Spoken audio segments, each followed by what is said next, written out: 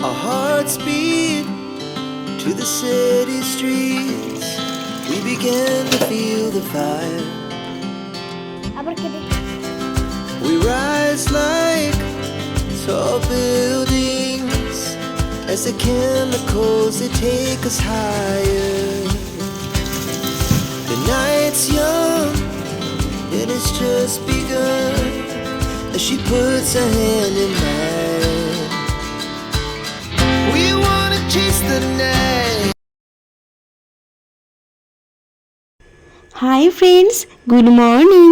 কেমন আছো তোমরা সবাই? আশা করছি সবাই খুব ভালো আছো, সুস্থ আছো, আর আমরাও কিন্তু বেশ ভালো আছি। আর আজকে আমার আরও একটি নতুন ব্লগে তোমাদের সকলকে ওয়েলকাম আর অনেক ভালোবাসা। আর আজকে হচ্ছে শুক্রবার, আর এখন বাজে ঠিক সকাল 7টা। আর এখন থেকে তোমাদেরকে সাথে নিয়ে, সঙ্গে নিয়ে আমি আমার ব্লগটা শুরু করছি। আশা করছি আজকের ভিডিওটা তোমাদের একটু হলেও ভালো লাগবে। তো দেখো, প্রথমেই কিন্তু প্রতিদিনকার মতন ঠাকুরকে প্রণাম করেই সকালটা কিন্তু শুরু করেছি। আর দেখো, আগেই দরজা খুলে সবুজ গাছপালা থেকে আমি যেমন রোজ এনার্জি পাই, সেই রকম এনার্জি নিয়েই কিন্তু কাজকর্মগুলো শুরু করেছিলাম। আর এদিকে দেখো, প্রথমেই কিন্তু আমি একটু ফ্রেশ হয়ে নিয়েছি। তারপরে দেখো, আমার রোজগারের যা অভ্যেস, তোমাদের কিন্তু সেটা দেখানো হয়নি কোনো দিনই, তবে আজকে ভাবলাম তোমাদের সাথে একটু শেয়ার করি। তো ফ্রেশ হয়ে এসে আগেই কিন্তু আমি এক গ্লাস জল খেয়ে নিয়েছি। আর দেখো, দুটো খেজুর আমি কিন্তু প্রত্যেক দিন এইভাবেই কিন্তু খেয়ে থাকি। তো প্রথমে জানো তো, সকালে উঠলেই একটু খিদে মতন পেয়েই যায়, কিন্তু দেখবে ভারী কিছু খাওয়াও যায় না সকালবেলা। তাই এই এক গ্লাস জল আর দুটো খেজুর খেয়ে আমি কিন্তু কাজ শুরু করে দিই। আর দেখো, আজকে রুটিনটা কিন্তু একটু অন্যরকম, জানো তো। সকালে কিন্তু আজকে প্রথমেই রান্না নয়, আগে কিন্তু সংসারের বাসি কাজকর্মগুলো সেরে নেব।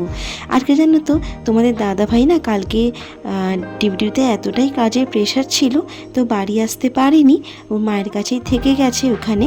তো সেই জন্য আমি আর ছেলেই কালকে রাত্রে একাই ছিলাম। তাই ভাবলাম সকালে যেহেতু রান্না বান্না নেই, আগে সংসারে বাসি কাজকর্মগুলো সেরে নিই, তারপরে রান্না করা যাবে। কারণ তাড়াহুড়োও নেই, তোমাদের দাদাভাই যে ডিউটিতে বেরোবে তারও কোনো তাড়া নেই, আর ছেলেরও স্কুল নেই, ছুটি আছে। তো একেবারেই কিন্তু নিশ্চিন্ত মনে আমি কিন্তু কাজ করছি। তো দেখো, প্রথমে কিন্তু আমি একটু ঘরদোরগুলো ঝাড় দিয়ে নিলাম, নিয়ে তারপরে মোছামুছি করব। আর ছেলে দেখতেই পেলে এখনও ঘুমোচ্ছে, ওকে কিন্তু আমি ডাকিনি। আর এখন অনেকটাই সকাল, অত তাড়াতাড়ি উঠেই বা কী করবে, তাই ভাবলাম ও ঘুমো, আমি সেই ফাঁকে তাড়াতাড়ি করে কাজগুলো সেরে নিতে পারি। আর জানো তো, তোমাদের তো সেদিনকে দেখালাম যে মেঘ করেছে, বৃষ্টি হচ্ছে। আর কাল রাতে জানো তো, সারা রাত বৃষ্টি হয়েছে, এত বৃষ্টি হয়েছে, চারিদিক যেন স্যাঁতস্যাঁতে হয়ে আছে। আর তার মধ্যে কি হয়েছে জানো, আমার যে মেন গেটের পাপোশটা আছে, ওইটা জানো তো একটু ভেতর দিক করে রাখবো, সেটা আর খেয়াল হয়নি। যেহেতু কালকে তোমার দাদাভাই আসেনি, আর তাড়াতাড়ি খাওয়া দাওয়া করে মা ছেলেতে শুয়ে পড়েছিলাম। আর এত বৃষ্টিতে পাপোশটা পুরো ভিজে আমার ঢবঢবে হয়ে গেছে, জানো তো। তাই সকালে উঠে ভাবলাম রৌদ্রে দেব, রৌদ্র তো আর ওঠেনি, পুরো মেঘলাই হয়ে আছে এখনও, দেখতেই পেলে। তোমাদের সেটাই এক ঝলক দেখালাম, কিন্তু কি করব, তাও একটু পাঁচিলটায় দিয়ে দিলাম। পুরো এত ভিজে গেছে পুরো, তখনও কিন্তু জল পড়ছে, জানো তো। তো যাই হোক, দিয়ে দিলাম, যতটা শুকোবে শুকোক। তো দেখো, ওদিকে ঘর টর ঝাড় দিয়ে আমি চলে এসেছি এদিকে ঘরগুলো কিন্তু মুছে নিতে। আর জানো তো, অনেক দিন পর আজকে একটু বেশিক্ষণ ঘুমোলাম, তবে 6:45টার সময় উঠে পড়েছি। কি বলো তো, সকালে যেহেতু উঠে পড়া অভ্যেস হয়ে গেছে, তাই জানো তো বেশিক্ষণ শুয়েও থাকতে পারি না।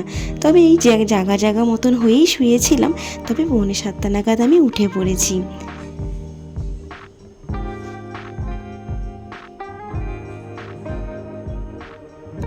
আর এদিকে ঘরদোরগুলো সব মুছে নিয়ে, বাসন টাসন ধুয়ে, তারপর স্নান সেরে পুজো দিয়ে নেব। তারপরে বাকি কাজগুলো করব। বাকি কাজ বলতে আমার ধরো সংসারের কাজ হয়েই যাবে, রান্নাটুকুই বাকি থাকবে।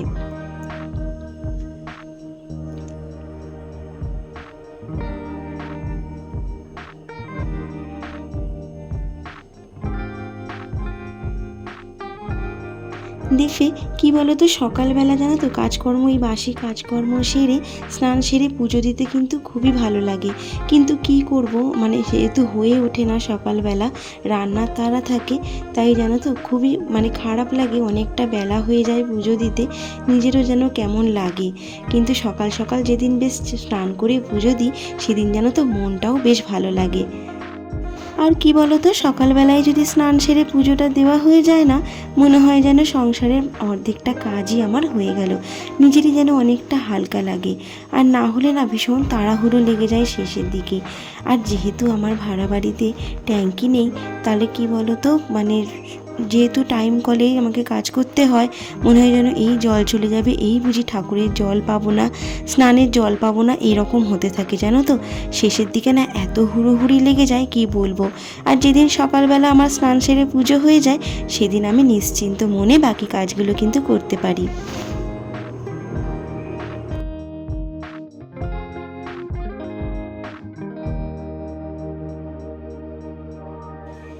তো দেখতেই পেলে আজকে সকালে উঠে কিন্তু আগে ঘরের সমস্ত বাসি কাজগুলো সেরে নিয়েছি, তারপরে এখন এবার যাব স্নান করতে, করে এসে পুজো দেব, দিয়ে তারপরে একেবারে রান্নাঘরে ঢুকবো।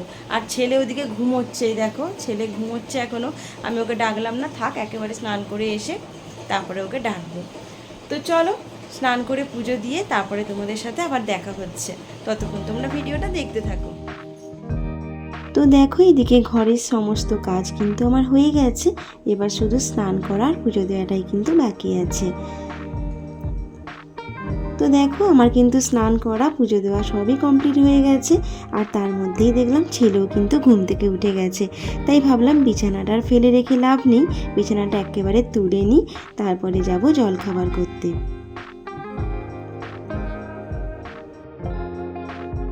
তো দেখবে প্রত্যেক বাড়িতে সংসারে কিন্তু মেয়েরা যদি না থাকে, সংসার কিন্তু সুন্দরভাবে গোছানো থাকে না। বাড়ির মেয়েরাই কিন্তু সুন্দর করে পরিপাটি করে সংসারটাকে গুছিয়ে রাখতে জানে। আর কি বলতো, ছেলেরা কি বলতো, হয়তো তোমার অসুবিধাতে বা অসময়ে হয়তো তোমার কাজে লাগলো ঠিকই, কিন্তু সুন্দরভাবে পরিপাটি করে আমাদের মতন গুছিয়ে রাখতে কিন্তু পারে না। তো এদিকে দেখো বাসি বিছানাটা তুলে সুন্দর করে গুছিয়ে আমি চলে এসেছি কিন্তু একেবারে সোজা রান্নাঘরে। আর এসেই আগে গ্যাসটা একটু পরিষ্কার করে নিলাম, নিয়ে তারপরে চলে এসেছি জলখাবার করতে। তো আজকে ভাবলাম মা আর ছেলে আছি, দুজনের জন্য আর কী করবো, তাই একটু চাউ করে নিই।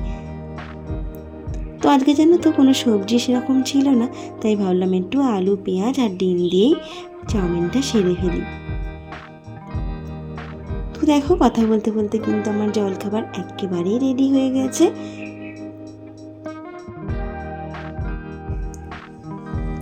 আর এদিকে দেখো সকালে জলখাবার খাওয়া কমপ্লিট করে চলে এসেছি দুপুরে রান্নাবান্না করতে।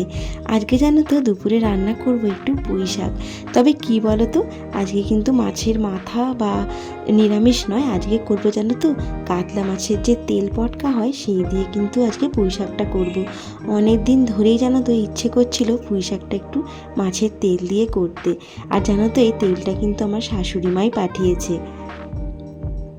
তো তেল পটকাটা আগে একটু পেঁয়াজ দিয়ে মানে ফোড়নে একটু তেজপাতা আর শুকনো লঙ্কা যদি ফোড়ন দাও তাহলে তো টেস্টটা দারুণ হয়। তবে যেহেতু আমরা শুকনো লঙ্কা খাই না, তাই কাঁচা লঙ্কাই দিয়েছিলাম। আর একটু ফোড়ন দিয়ে পেঁয়াজ দিয়ে নাড়াচাড়া করে মাছের তেলটা আলাদা করে কিন্তু ভাজতে লাগে না জানো তো, এই পেঁয়াজের সাথে একটু ভেজে নিয়ে তারপরে কিন্তু সবজিগুলো দিয়ে দিয়েছিলাম। তবে আমি এইভাবেই করি, তাই সেটাই তোমাদের সাথে শেয়ার করছি।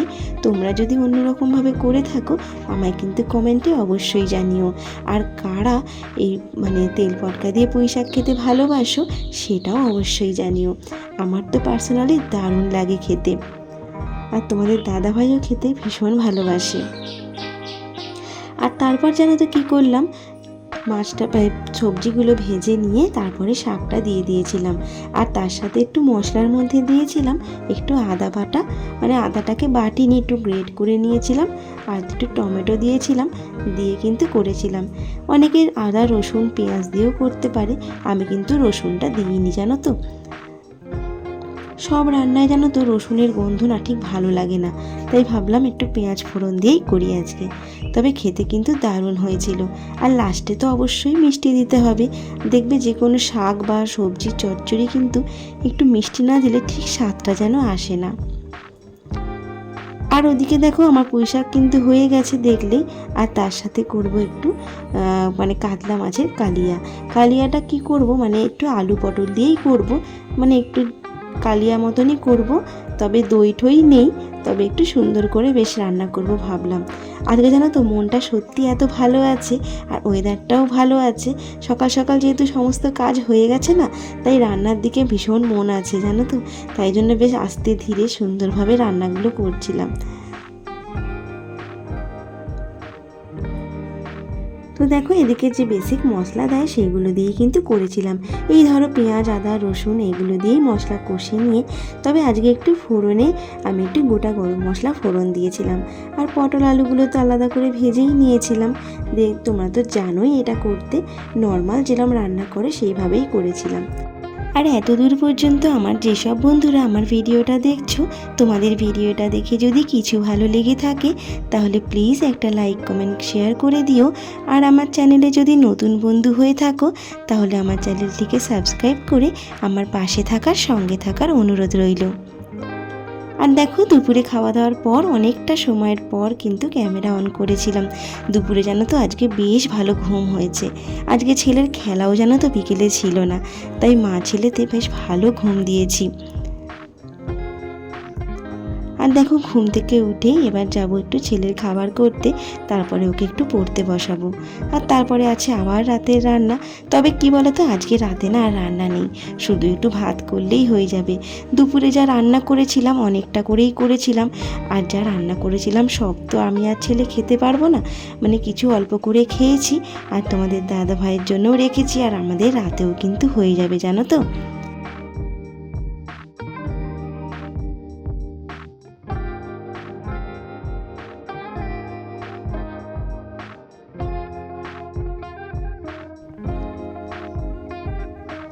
তো দেখো ওদিকে ছেলেকে খাইয়ে দাইয়ে একেবারে চলে এসেছি পড়তে বসাতে।